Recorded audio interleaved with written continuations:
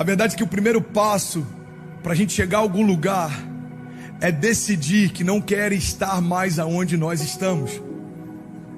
E é engraçado porque quem está aqui nos Estados Unidos, ou você que está em algum lugar que você migrou, esse entendimento fica ainda mais fácil. Olha para mim, irmão. Então, o poder da decisão está ligado justamente em você decidir não estar mais onde você está. O problema é que muitas vezes a gente reclama do que está vivendo, mas não se move para viver algo novo. A gente reclama do que está acontecendo, mas não se move para que aconteça algo novo. Ei, irmão, o que eu quero compartilhar com você nessa manhã é que para você viver a vida que sonha, você precisa abrir mão da vida que leva. Isso tem a ver com posicionamentos, isso tem a ver com até com expectativas em relação a milagres. Isso tem a ver com a forma como você se move, como você pensa, a forma como você busca, como você mergulha, a forma como você confia em Deus. Ei, decisões estão ligadas diretamente a todas as áreas da nossa vida. Se você está ouvindo esse culto agora é porque você decidiu não fazer qualquer outra coisa senão parar para escutar Deus. Esse é um primeiro passo. É excelente, mas eu quero te lembrar, é só um primeiro passo. Porque a gente precisa ouvir o que Deus está falando, mas a gente precisa se mover a partir do que Deus falou. A gente precisa entender os caminhos que Deus está mostrando, mas a gente precisa se mover para caminhar nesses caminhos, irmão. A grande verdade é que ouvir o que Deus está falando é uma primeira parte do processo, mas caminhar debaixo dessa palavra é o que vai definir até onde a gente vai. É por isso que é importante termos revelação e obediência para caminhar. Porque sem revelação, a gente pode estar correndo atrás de algo e até acreditando que está fazendo o que Deus nos chamou, para lá no final a gente perceber que correu em círculos. O povo no deserto, caminhando por anos e anos e anos, certamente estavam em busca de um destino final. A grande verdade é que nem todo mundo que está caminhando em círculos percebe que está caminhando assim.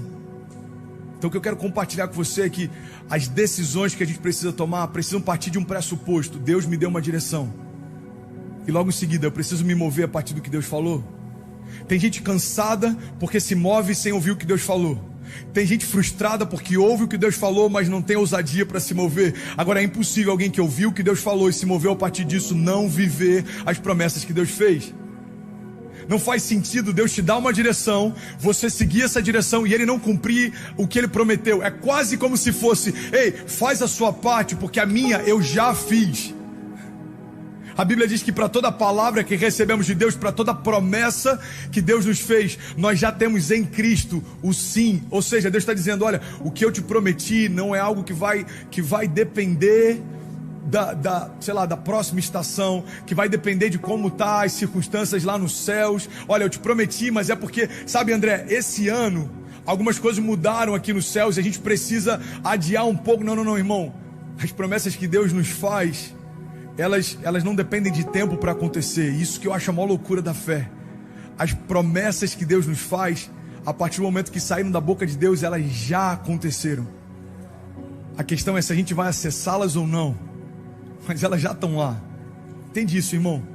Deus não é um comunicador de ideias. Deus ele não fala a respeito de coisas que Ele está pensando em fazer.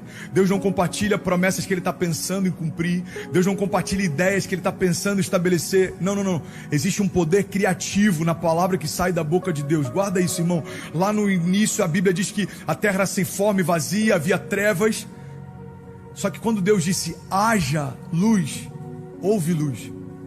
E Ele viu que era bom. Quando Deus diz: haja separação. Quando Deus diz: olha, que cada espécie se multiplique segundo agora a sua espécie. Todas as vezes que Deus abre a boca para falar algo, uma nova realidade é criada. E é por isso que Ele tem muito zelo com o que fala. Deus não joga palavras ao vento. Deus não compartilha ideias ou suposições. Deus não é homem para que minta, nem filho do homem para que se arrependa. A palavra diz lá em Números: olha, acaso ele fala e deixa de cumprir? Irmão, olha para mim. O que Deus está falando para você certamente é uma realidade que Deus já estabeleceu para você. Agora são as suas decisões que te fazem chegar até lá ou não. Sabe, decisões falam a respeito de posicionamento. Eu conheço pessoas que têm um potencial absurdo, carregam promessas absurdas, têm um chamado absurdo, receberam de Deus uma porção de unção absurda, mas ainda assim não estão vivendo romper. Por quê? Porque não tem a ver só com o que Deus depositou, mas como você se posiciona a partir do que recebeu. Você está comigo? Diga amém. E eu quero falar sobre isso hoje, sobre decisões que mudam histórias. Entenda isso, irmão. Deus aponta caminhos, Deus abre portas, Deus te dá visões de futuro, mas é você que decide seguir ou não, entrar ou não, confiar ou não. E é por isso que as decisões são tão importantes na construção da nossa história. Você quer um exemplo claro, que eu acho que tem tudo a ver com cada um de nós, é quando Jesus chama os discípulos. Jesus ele vai em busca de homens simples. Jesus chama um cobrador de impostos, Jesus chama um pescador, Jesus chama homens rudes.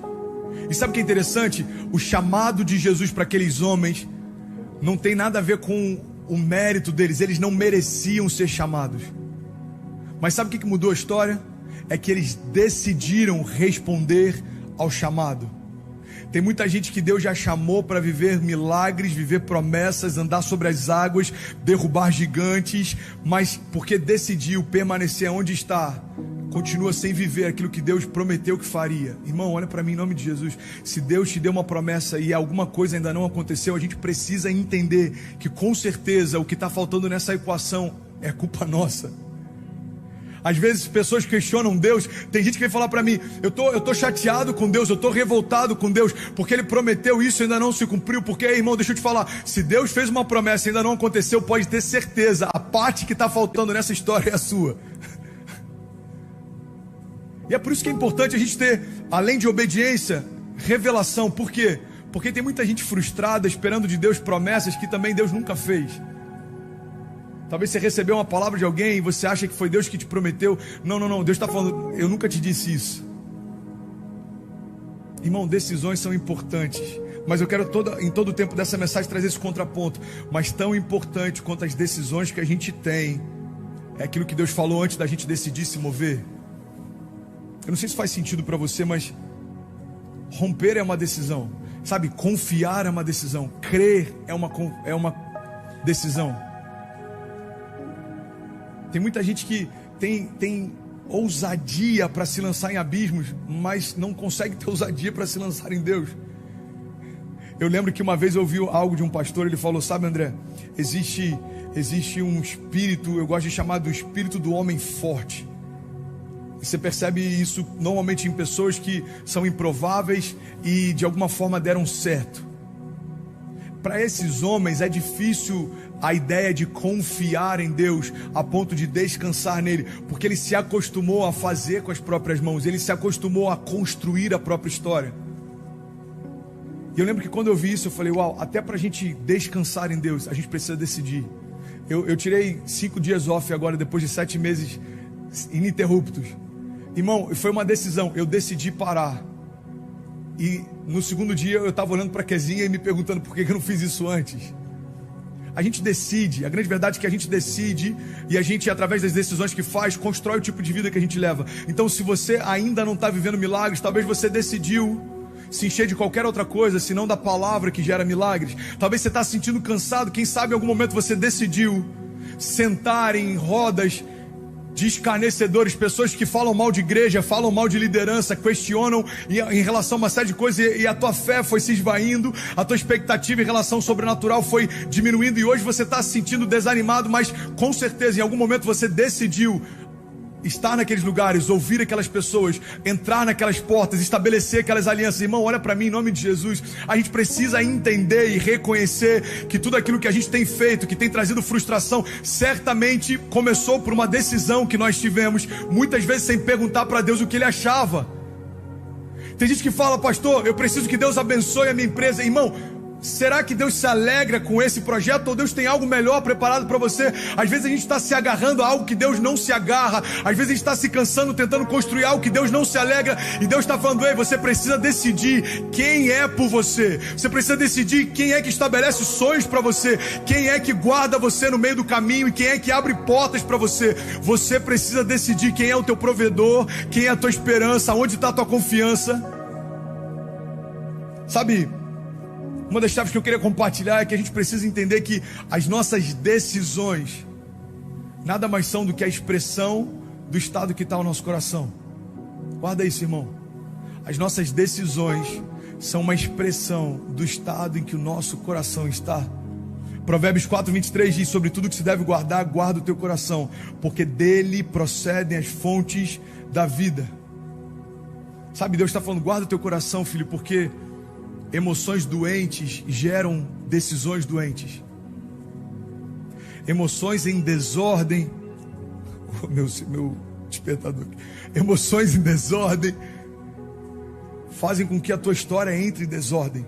Então Deus está falando, olha, sobre todas as coisas que deve guardar, guarda o teu coração, porque é dele que procede as fontes de vida. Sobre tudo que você deve proteger, protege o teu coração, porque é ele que vai definir muito da tua história. Sabe, eu lembro de uma história que eu li sobre Nelson Mandela, eu compartilhei alguns meses atrás, eu acho incrível. Nelson Mandela, ele foi liberto depois de 27 anos preso. Você consegue imaginar 27 anos preso? É a minha idade praticamente dentro de um cárcere, mano. Pensa, quase isso, né? 27 anos, irmão. E aí quando ele sai, quando ele é liberto, alguns repórteres vão até ele e perguntam, e aí Mandela, você vai se vingar dos seus opositores? Você vai se vingar das pessoas que colocaram você aqui? Você quer vingança? Você quer fazer uma revolução para poder fazer justiça? Olha o que a resposta que ele deu. Ele disse, quando eu saí em direção ao portão que me levaria à liberdade, eu sabia que se eu não deixasse a minha armadura e o meu ódio para trás, eu ainda estaria na prisão. Ele está dizendo, sabe, 27 anos deu para eu entender uma coisa, se quando eu saio de uma prisão física, eu não consigo liberar perdão para quem me colocou lá, eu continuo aprisionado, mesmo que o meu exterior esteja livre.